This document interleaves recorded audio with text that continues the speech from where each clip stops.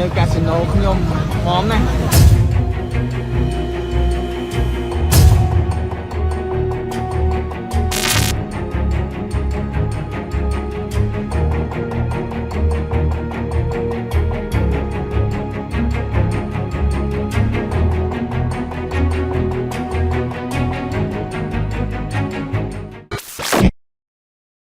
ผลจากการจับกลุ่มเฉินจื้อส่งผลให้จุดที่ต้องสงสัยว่าเป็นฐานสแกมเมอร์ในหลายเมืองเริ่มเคลื่อนไหวพาคนอพยพออกจากอาคารกลางดึกคาดว่าเป็นการหลบหนีการจับกลุ่มขณะที่สื่อโซเชียลฝั่งกัมพูชาครับได้มีการแชร์คลิปซึ่งเป็นเหตุการณ์ขณะที่ชาวต่างชาติกลุ่มใหญ่พากันขนของออกเดินทางจากคาสิโนแห่งหนึ่งในพื้นที่เปรกจักจังหวัดกัมปอดประเทศกัมพูชาซึ่งเป็นอีกเมืองหนึ่งที่อยู่ใกล้กับชายแดนกัมพูชาเวียดนามจุดนี้เป็นอีกจุดที่มีข้อมูลตามรายงานข่าวระบุว่าเป็นเขตเศรษฐกิจพิเศษที่มีคาสิโนและตึกแถวเป็นจำนวนมากคล้ายกับสีหนุวิวและบาเวตที่ถูกระบุว่าเป็นแหล่งกบดานของกลุ่มธุรกิจคอลเซ็นเตอร์หรือแก๊งสแกมเมอร์โดยรายงานครับระบุว่าการเคลื่อนไหวดังกล่าวเกิดขึ้นในช่วงที่กองกำลังความมั่นคงของกัมพูชาครับได้เปิดปฏิบัติการกวาดล้างเครือข่ายสแกมเมอร์ครั้งใหญ่ทั่วเมืองส่งผลให้สถานการณ์ตึงเครียดและเป็นที่จับตาอย่างใกล้ชิดของสังคมออนไลน์ในกัมพูชาตอนนี้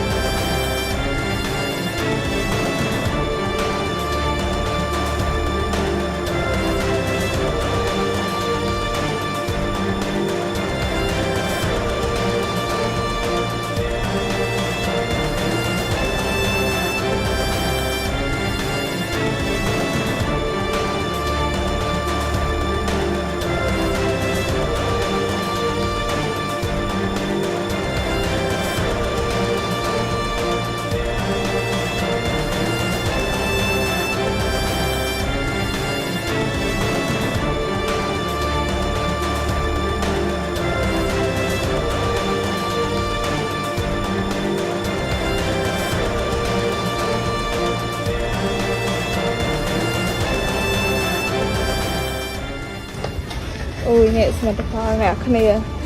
គឺរកគេឥឡូវនេះគឺឆ្ងាត់ជ្រាបអូយហត់ខាងតែនេះទៅអត់ពីវាជើងនេះ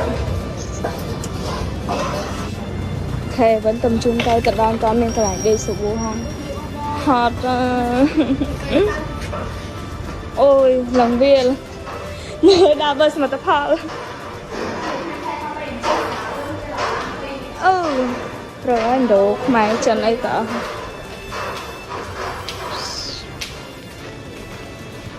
phải cho từ kia cái bọc áo tròn này đây một bên trong này nó từ này ăn lên mua gì mà tao phá ăn sao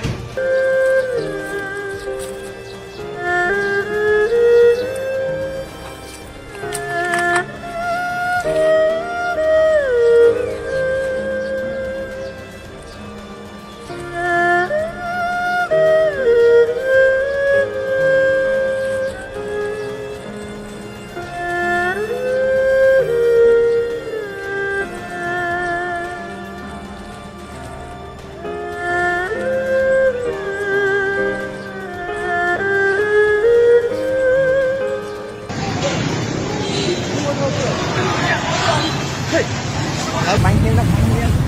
ồ chờ là bóng hồn ơi mà còn online នៅ casino ខ្ញុំហ្មងណាខ្ញុំទិញកៅអៅចោលទៅអស់តោះលេងហ្នឹងទៅតោះដល់ប្រហែលខែនេះទេហ្មងតោះច្រើន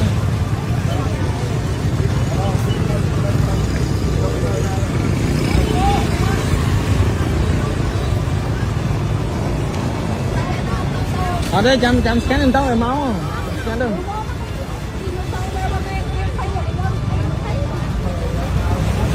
អូទាំងអស់បងប្អូននឹងត្រូវ scan ឲ្យមុខកាស៊ីណូស្ទះហើយអូច្រើនមកណាកាស៊ីណូហើយអស់ហើយតែមើលអត់មានអ្នកនៅមួយទេស្ងាត់ទៅចិនទៅស្ងាត់ទៅច្រើនណានៅក្នុងហោះនេះបងប្អូនជនចិត្តចិនប្រពតខ្ញុំធ្វើហើយបន្ទាប់ពីមានប្រកាសណានាំរបស់អ្នកដឹកនាំបាទឥឡូវនេះបងដែលជនជាតិចិនច្រើនមែនតែនបាទហ្នឹងហើយរត់មកច្រើនមែនតែននៅនឹងបដលបរិវេណវត្តដូនប៉ុនបាទនេះច្រើនមែនតែនបាទខ្ញុំមិនដឹងថាគាត់ជួយឈរមកពីខាងណាខាងនេះទេច្រើនមែនតែនបាទ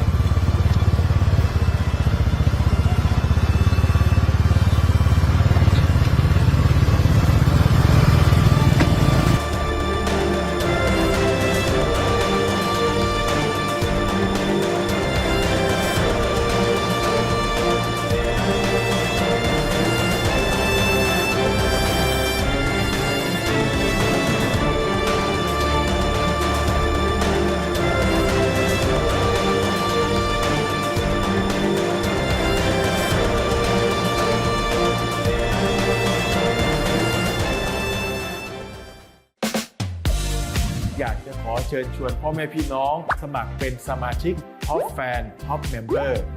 ง่ายๆเลยนะครับสมัครสมาชิกเสียค่าใช้จ่าย 5,000 บาทแต่ 5,000 บาทนี้แลกมากับสิทธิประโยชน์มากมายตั้งแต่เรื่องของการใช้เป็นส่วนลดต่างๆในการซื้อผลิตภัณฑ์จาก Top News และยังได้มีสิทธิ์ลุ้นรางวัลรวมมูลค่ากว่า 5 ล้านบาทตลอดปี 2569 นี้ไม่ว่าจะลุ้นทองคำไม่ว่าจะลุ้นกับสิทธิประโยชน์มากมายนะครับอย่าลืมเป็นครอบครัว Top News ก็ต้องร่วมสนับสนุน Top News เพื่อเติมเต็มกำลังใจพาไปด้วยกันเพื่อนำไปสู่อุดมการณ์ของ Top News ด้วยกันครับ